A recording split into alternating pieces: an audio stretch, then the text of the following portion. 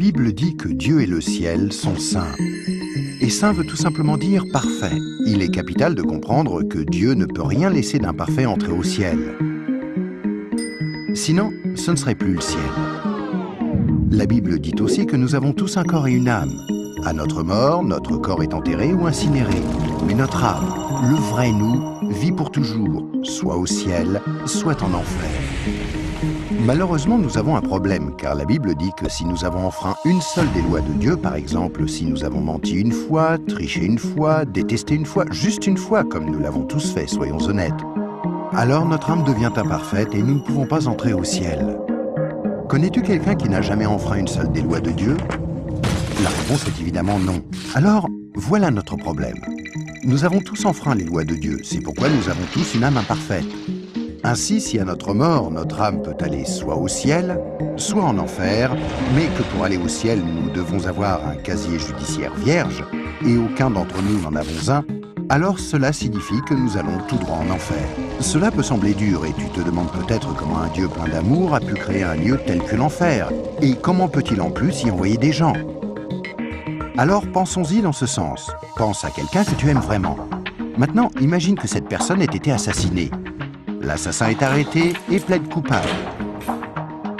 Mais tu es horrifié lorsque le juge dit « C'est très mal ce que vous avez fait. Mais parce que je suis un juge plein d'amour, je vais vous faire relâcher. »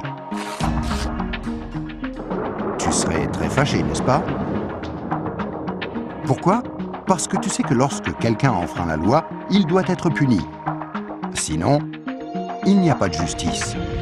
Donc l'enfer n'est pas une question d'amour, mais de justice. Examinons 3 questions pour comprendre pourquoi il y a ce lieu qui s'appelle l'enfer. As-tu déjà menti une fois dans ta vie? La réponse est sûrement oui, même si ce n'est qu'un petit mensonge. Si tu as menti une seule fois, alors tu es coupable de mensonge. As-tu déjà pris quelque chose qui ne t'appartient pas? Par exemple, es-tu déjà arrivé en retard au travail ou es-tu déjà parti trop tôt en étant quand même payé? As-tu déjà utilisé le téléphone du patron ou la photocopieuse sans demander la permission ou ramené un stylo du bureau à la maison? Tout ceci, bien sûr, est du vol. La plupart des gens ont pris quelque chose qui ne leur appartient pas, ce qui les rend coupables de vol. Penses-tu que Dieu va laisser un groupe de voleurs menteurs comme nous aller au ciel? C'est peu probable, car s'il le faisait, il serait comme le juge injuste qui n'a pas condamné l'assassin de la personne que tu aimais. Il n'y a pas 36 solutions. Mais beaucoup diront « Attends un peu, je suis quelqu'un de bien ». Et il y a une grande différence entre le mensonge, le vol et le meurtre. Or, je n'ai jamais tué personne. Mais ce qui est intéressant, c'est la façon dont Jésus a redéfini le mot meurtre. Il a dit « Si vous avez détesté quelqu'un dans votre cœur, vous l'avez tué dans votre cœur. » Alors, voici la dernière question. As-tu déjà détesté quelqu'un? La vérité, c'est que la plupart des gens ont déjà ressenti de la colère ou de la haine vis-à-vis des autres, ce qui, selon Dieu, nous rend coupables de meurtre. Voilà la mauvaise nouvelle. Afin qu'il y ait une justice, il faut qu'il y ait un endroit comme l'enfer. Mais voici la bonne nouvelle. Et c'est là que Jésus entre en jeu. Ce qui distingue Jésus du reste du monde, c'est qu'il est parfait. Contrairement à nous, il n'a enfreint aucune des lois de Dieu. C'est pourquoi il a un casier judiciaire vierge, une âme parfaite. Imagine la scène avant que Jésus ne vienne sur terre, il y a 2000 ans. Jésus a regardé dans l'avenir et t'a vu ici aujourd'hui. Il s'est tourné vers Dieu, son Père, et lui a demandé « Père, j'aime les gens de ce monde et je ne veux pas qu'ils aillent en enfer pour avoir enfreint tes lois. Existe-t-il un moyen pour qu'ils soient pardonnés ?» Dieu le Père a regardé son Fils et a dit « Jésus, il n'y a qu'un moyen. Tu devras aller sur terre, devenir un être humain et vivre une vie parfaite. Puis tu mourras d'une mort cruelle sur une croix pour prendre la punition que les gens du monde méritent pour avoir enfreint mes lois. Quand tu auras fait ceci, le jour où ils te demanderont d'échanger leur casier judiciaire avec ton casier judiciaire parfait, alors il leur sera possible d'être pardonnés. » Jésus a accepté volontairement, et il y a 2000 ans, il est venu pour donner sa vie pour nous, pour payer le prix de toutes les lois de Dieu que nous avons enfreintes. Or, il n'y a pas de plus grand amour que lorsque quelqu'un donne sa vie pour nous. Mais il y a encore autre chose que nous devons faire pour être pardonnés. Il y a 3 événements principaux dans la vie de chacun. La naissance et la mort, mais nous n'avons aucun contrôle là-dessus. Mais il y a aussi le 3e, le jour où nous demandons à Jésus de nous pardonner, quand nous lui demandons de nous donner son casier judiciaire vierge. Il y a certaines idées reçues à ce sujet, mais dans la Bible, le principe du pardon de Dieu est clair.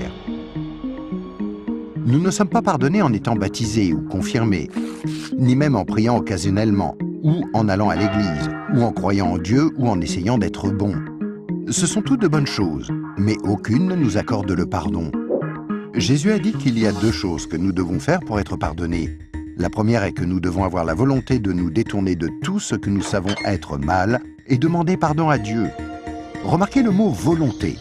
Il y a peut-être certaines choses que nous nous sentons incapables de renoncer par nos propres forces, telles que dépendance, mauvaises habitudes ou des obsessions.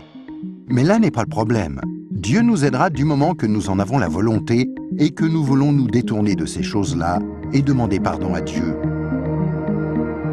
La deuxième chose que nous devons faire, c'est faire totalement confiance à Jésus.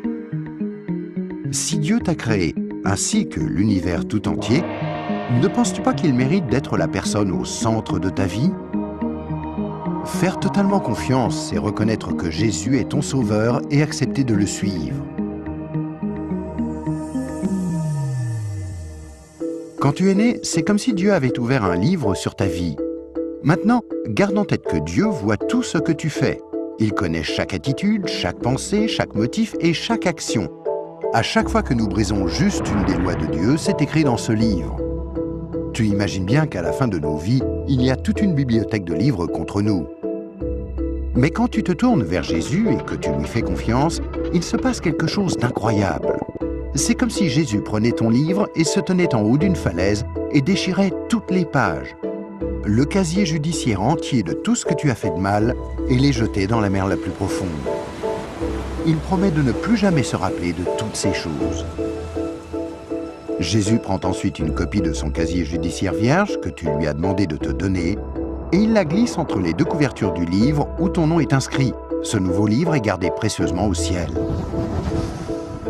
Le miracle est que l'on ne touche plus à ton livre à partir du moment où tu demandes à Jésus de te pardonner et jusqu'à ta mort. Même si tu fais des erreurs et brises encore les lois de Dieu. Devenir un chrétien ne te rend pas parfait sur le coup, et tu ne peux pas non plus dire une prière rapide et ensuite retourner à ton ancienne manière de vivre. Rappelle-toi, Dieu t'a pardonné pour toujours quand tu lui as demandé le casier judiciaire vierge de Jésus. Tout ce qu'il demande, c'est que tu lui soumettes tout et le laisses te purifier jour après jour. Quand tu mourras, tu passeras en jugement devant Dieu. Il ordonnera à ses anges d'aller chercher ton livre. Il l'ouvrira et dira « Cette personne était parfaite ». Et tu répondras « Non, je ne l'étais pas. J'ai enfreint tes lois. Est-ce que je ne mérite pas d'aller en enfer ?» Et Jésus te dira « Selon la justice, tu mérites d'aller en enfer. Tu as enfreint mes lois, et certaines, de nombreuses fois. Mais, mon enfant, tu as mon casier judiciaire vierge. Celui que je t'ai donné quand tu t'es tourné vers moi et que tu m'as fait confiance, et je t'ai pardonné. Bienvenue au ciel. » C'est pourquoi Jésus est si merveilleux. Grâce à lui, il est possible que chacun, peu importe les erreurs commises, soit pardonné et entre un jour au ciel. Imagine que tu ne te sois jamais tourné vers Jésus. Pense à ce qui pourrait t'arriver. Quand tu mourras, tu iras devant Dieu lors du jugement et Dieu te dira « Je suis désolé, je ne peux pas te laisser entrer au ciel, je dois t'envoyer en enfer. Tu ne m'as jamais demandé de te pardonner. Je t'aimais tellement que j'ai tenté par 6 façons différentes d'attirer ton attention. Premièrement, je suis mort sur la croix pour prendre sur moi ta punition. Deuxièmement, quelqu'un t'a expliqué d'une manière simple que tu pouvais être pardonné. Troisièmement, il y avait des églises à travers le monde. Certaines étaient bonnes, d'autres moins bonnes. Tu aurais pu trouver les bonnes. Quatrièmement, je t'ai donné une conscience pour que tu distingues le bien du mal. Cinquièmement, j'ai créé un monde si beau. Comment as-tu pu ignorer ma présence? Et sixièmement, je suis ressuscité des morts, afin de prouver que je suis Dieu, et que tout ce que j'ai dit était vrai. Mais tu n'as encore rien fait. Je suis désolé, je ne peux pas te laisser entrer au ciel. Je dois t'envoyer en enfer. Et toi, si tu meurs ce soir, où iras-tu? Rappelle-toi, pour entrer au ciel, il faut un casier judiciaire vierge, que tu ne peux avoir sans avoir demandé à Jésus de te donner le sien. Afin de recevoir ce don gratuit, tu dois faire seulement 2 choses. Tout d'abord, tu dois vouloir te détourner de tout ce qui est mauvais dans ta vie et demander pardon à Jésus. Et deuxièmement, tu dois faire totalement confiance à Jésus. À moins de faire ces 2 choses, il t'est impossible d'être pardonné et à ta mort, il te sera impossible d'entrer au ciel. Ce qui est affreusement triste, parce que c'est la raison pour laquelle Jésus est mort pour toi.